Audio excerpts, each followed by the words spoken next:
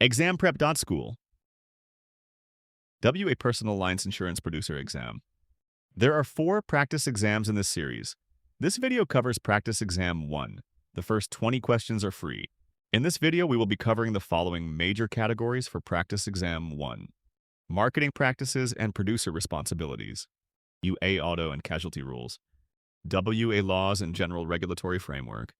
A property insurance rules. Let's walk through the format. I'll read each question and its choices.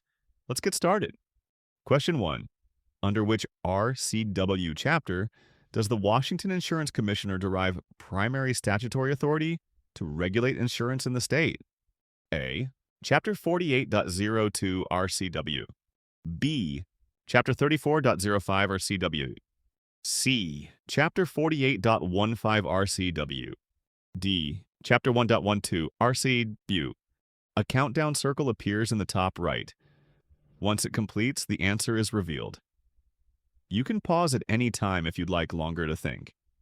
If you'd like additional practice covering more topics, see the description for our book.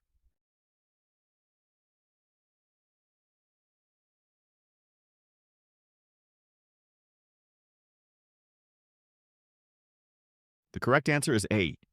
The correct answer is Chapter 48.02 RCW, which establishes the office and general powers of the Insurance Commissioner in Washington. Reason B is not correct. It relates to the state's Administrative Procedure Act, not the Commissioner's primary authority over insurance. Reason C is not correct. It addresses unfair claim settlement practices, not the general statutory authority of the Commissioner. Reason D is not correct. It pertains to the state's general provisions on writs, unrelated to insurance regulation. Question 2. How is the Washington Insurance Commissioner appointed and for what term of office? A. By the governor with state senate confirmation for a 4-year term. B. By the Secretary of State for a 6-year term. C. By statewide election for a 4-year term. D. By the governor alone for a 2-year term.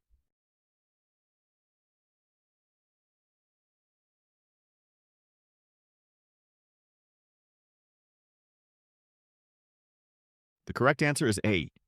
The correct answer is that the commissioner is appointed by the governor, subject to state senate confirmation, and serves a 4-year term.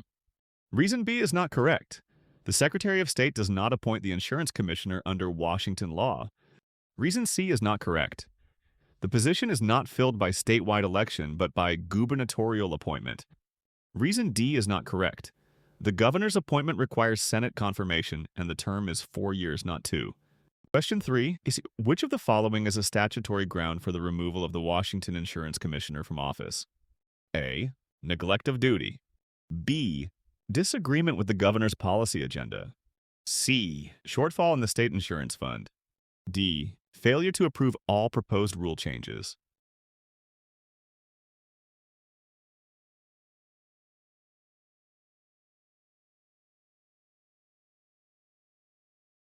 The correct answer is A. The correct answer is neglect of duty, which is a statutory ground for removal under Washington law. Reason B is not correct. Policy disagreements are not listed as grounds for removal in statute. Reason C is not correct. Financial deficiency of a state fund is unrelated to the commissioner's personal conduct. Reason D is not correct. Rule approvals are subject to procedure. Failure to approve rules is not a removable offense. Question 4. Under which RCW chapter must the Washington Insurance Commissioner promulgate administrative rules for insurance regulation? A. Chapter 34.05 RCW. B. Chapter 48.30 RCW. C. Chapter 48.01 RCW. D. Chapter 1.08 RCW.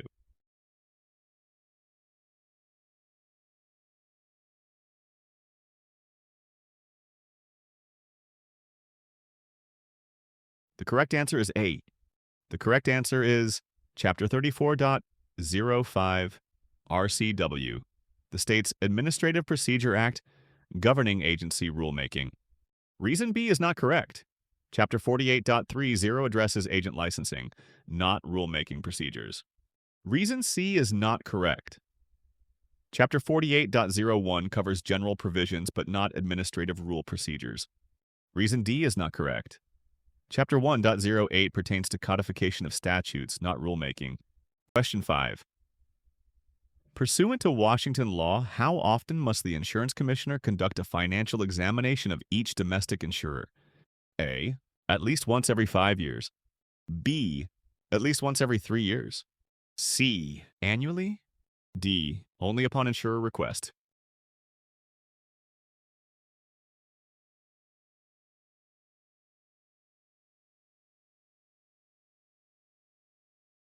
The correct answer is A. The correct answer is that financial examinations must occur at least once every 5 years for each domestic insurer under Washington statutes. Reason B is not correct. Triannual exams are not the statutory minimum frequency. Reason C is not correct. Annual examinations exceed the minimum required frequency. Reason D is not correct. Examinations are mandated by law, not solely upon request. Question 6. Under Washington statutes, the insurance commissioner is authorized to conduct market conduct examinations of insurance producers under which condition? A. At the commissioner's discretion when necessary. B. Only when a consumer files a formal complaint. C. Every 2 years on a fixed schedule. D. Following a producer's written request.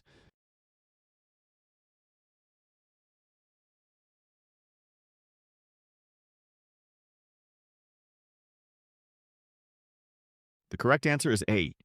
The correct answer is that the commissioner may conduct market conduct examinations at discretion when needed, as authorized by statute. Reason B is not correct. Examinations are not limited to consumer complaints. Reason C is not correct. There is no biennial fixed schedule mandated for producer examinations. Reason D is not correct. Requests from producers do not trigger mandatory examinations. Question 7. By what deadline must insurers file their annual financial statements with the Washington Insurance Commissioner? A. March 1st of each year. B. January 1st of each year. C. April 15th of each year. D. June 30th of each year.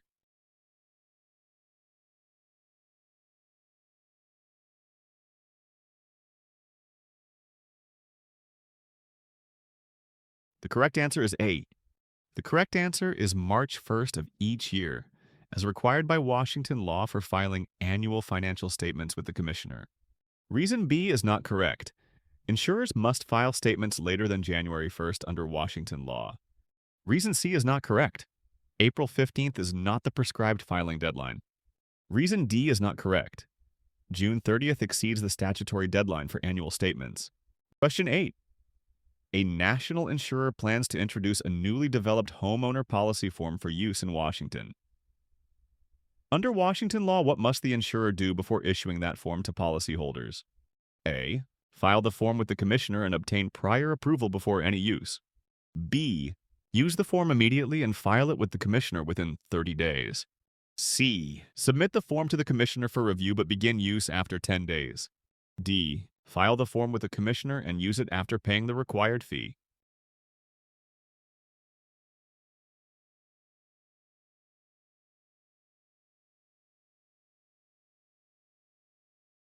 The correct answer is A. The Commissioner's Office in Washington requires pre-approval of any policy form before it can be issued. No form may be used until the Commissioner has expressly approved it. Reason B is not correct.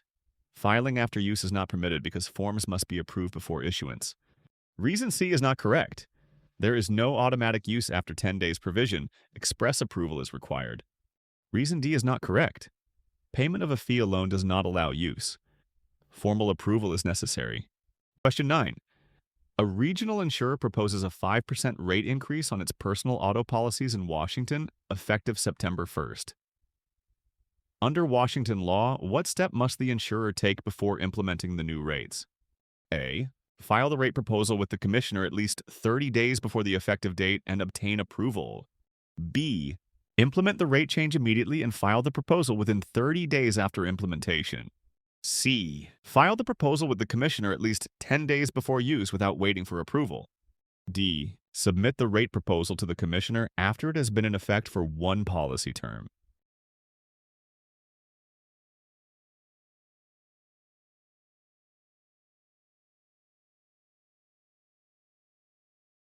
The correct answer is A. Washington requires that insurers submit personal lines rate filings at least 30 days before the proposed effective date and receive explicit approval before using those rates. Reason B is not correct. Rates cannot be used before approval, so filing after implementation is not permitted. Reason C is not correct. There is no 10-day automatic use rule. A full 30-day prior filing and approval are required. Reason D is not correct. Post-implementation filing after a policy term is prohibited. Rates must be approved beforehand. Question 10. An insurer's rate filing for Washington homeowner policies includes actuarial data that underestimate recent loss trends. Under Washington law, the commissioner may disapprove the filing because A. The rates are likely to be inadequate and fail to reflect recent loss experience. B. The filing lacks comparative data from other states. C. The rates could impair the insurer's solvency. D. The rates are lower than those of competing insurers.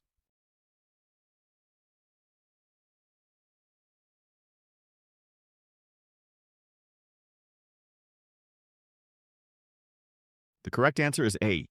Washington law authorizes the commissioner to disapprove any rate that is inadequate, excessive, or unfairly discriminatory. Underestimating loss trends makes rates inadequate. Reason B is not correct.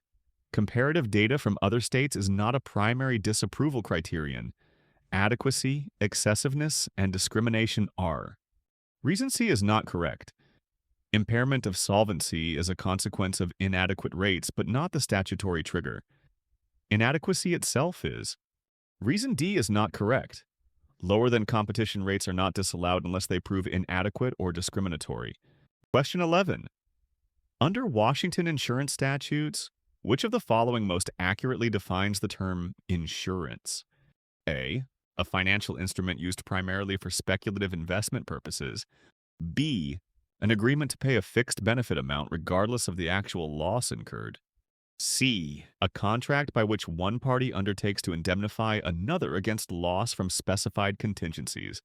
D. A government-sponsored guarantee of payment for losses suffered.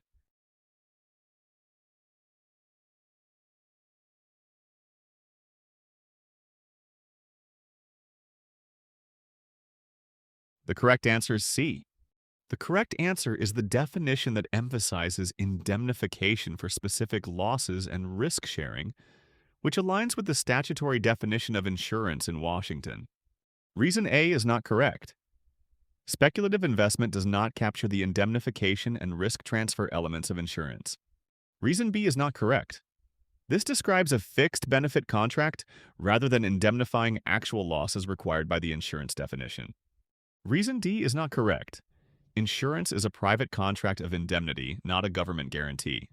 Question 12. According to Washington insurance law, which description best characterizes an insurer or insurance company? A. A nonprofit organization that guarantees policy payment if an insurer becomes insolvent. B. A third-party risk assessor hired by the state to evaluate insurance carriers. C. A government agency that oversees claims handling procedures. D. An individual or entity duly authorized to assume financial risk for policyholders under insurance contracts.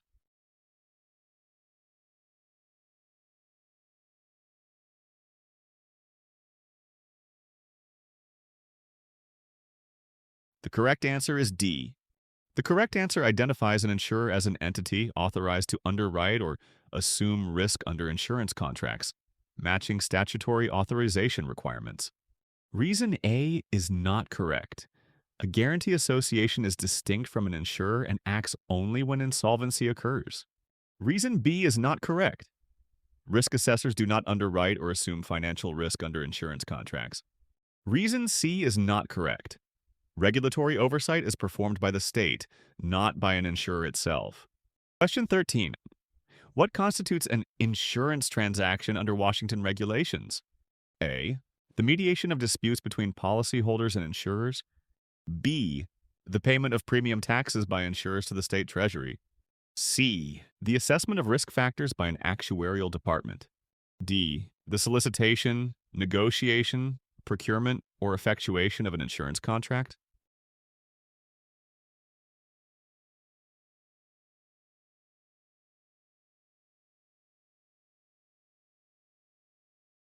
The correct answer is D. The statutory scope of an insurance transaction includes activities from solicitation through effectuation of contracts, making this the correct comprehensive definition. Reason A is not correct. Dispute mediation is a post-claims procedure, not part of initial contract transactions. Reason B is not correct. Premium tax payment is a fiscal obligation, not part of the transaction definition. Reason C is not correct. Actuarial assessments are internal risk evaluations, not customer-facing transactions. Question 14. Which of these activities, when performed in Washington, is considered engaging in the transacting of insurance? A. Hosting a consumer education seminar on general risk management. B. Providing actuarial analysis for internal risk modeling only. C. Administering a third-party claims audit after contract issuance. D. Presenting an application and collecting a premium for an insurance policy.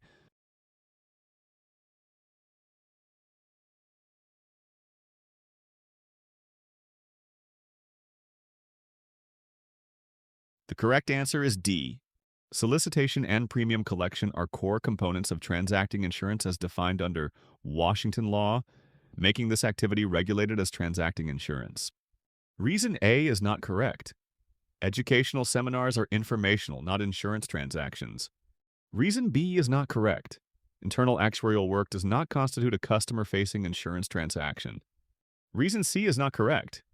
Claims audit is a post-contract service, not part of transacting insurance activities. Question 15. In Washington personal lines, what defines an authorized insurer? A. A nonprofit guarantee fund that protects policyholders. B. An insurer that sells only surplus lines policies without state approval. C. An insurer that holds a valid certificate of authority issued by the Washington Insurance Commissioner. D. A captive insurer established by a commercial policyholder.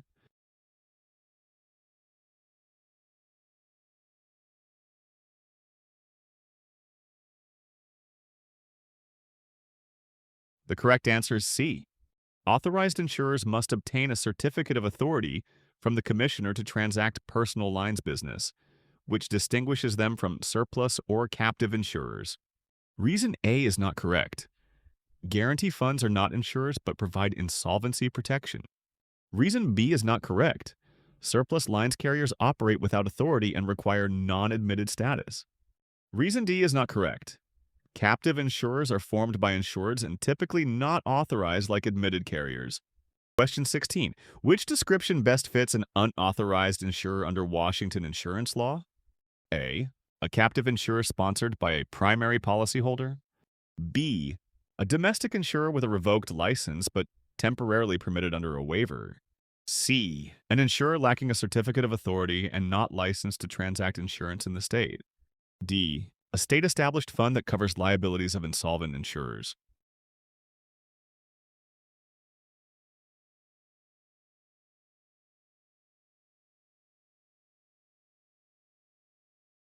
The correct answer is C. An unauthorized insurer operates without a valid certificate of authority, making it unlicensed to conduct insurance business in Washington. Reason A is not correct. Captive insurers are licensed, though limited in scope, so not inherently unauthorized. Reason B is not correct. A licensed insurer under waiver still holds authority, unlike an unauthorized insurer. Reason D is not correct. Solvency funds are not insurers but backstop mechanisms for insolvent carriers. Question 17. A Washington surplus lines broker seeks coverage for a client's unusual property risk by placing it with a non-admitted insurer. Which statement correctly distinguishes non-admitted insurers in Washington? A. They are not subject to state-mandated policy form approval before use. B. They are members of the Washington Insurance Guarantee Association for covered losses. C. They are not required to hold a Washington Certificate of Authority. D. They must file all policy rates and forms with the state commissioner prior to use.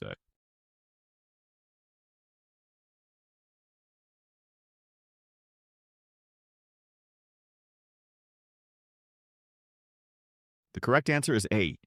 The correct answer is that non-admitted insurers can use policy forms without state approval because they are not subject to Washington's filing requirements for rates and forms.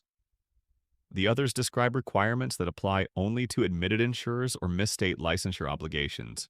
Reason B is not correct. Non-admitted insurers are not covered by the State Guarantee Association. Reason C is not correct. Non-admitted insurers are unauthorized, but their eligibility is still overseen. A certificate of authority is not what distinguishes them. Reason D is not correct.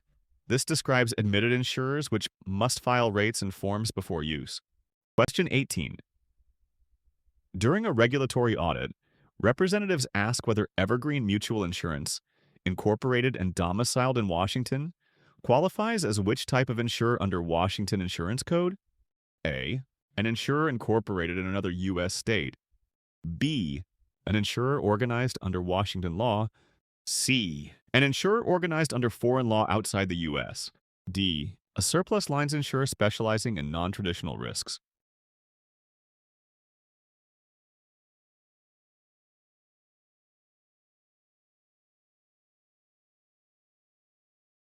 The correct answer is B.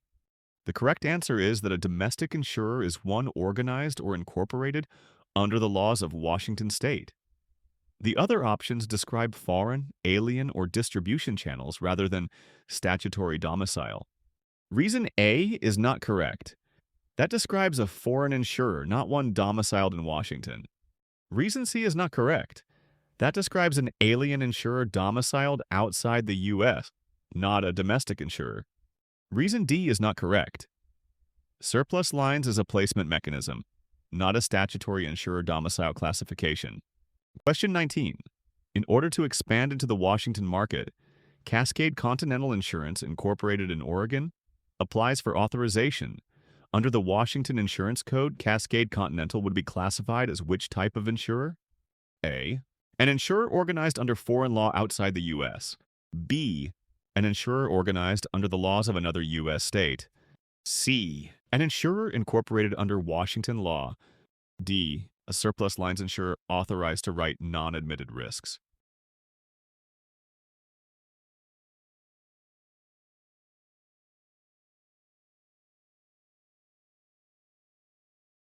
The correct answer is B. The correct answer is that a foreign insurer is one organized under the laws of another U.S. state. An insurer organized under Washington law is domestic. One outside the U.S. is alien. Surplus lines describes placement, not domicile. Reason A is not correct. That describes an alien insurer domiciled outside the U.S., not within another U.S. state. Reason C is not correct. That describes a domestic insurer incorporated under Washington law. Reason D is not correct. Surplus lines refers to distribution, not the insurer's domicile classification. Question 20. Who must hold a Washington resident insurance producer license? A. A non-resident individual who temporarily represents a Washington insurer using an out-of-state license. B. A Washington resident public adjuster who handles claim settlements for insureds.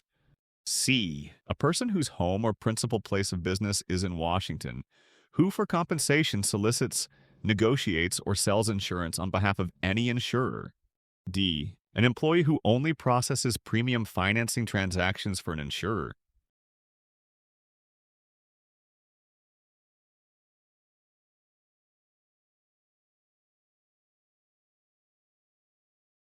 The correct answer is C. A resident producer license is required by any person domiciled or whose principal place of business is in Washington who, for compensation, solicits, negotiates, or sells insurance on behalf of an insurer. Reason A is not correct. Non-residents acting under an out-of-state license are not considered residents and require a non-resident license rather than a resident one. Reason B is not correct. Public adjusters require a separate license category and do not count as insurance producers. Reason D is not correct. Processing premium financing transactions is not considered selling or negotiating insurance, so it does not trigger a producer license requirement. Enjoyed this practice test? Tap like, hit subscribe, and share it with a classmate. Got a question we should tweak? Comment below. We read them all. Find full practice exam books in the description or at ExamPrep.School.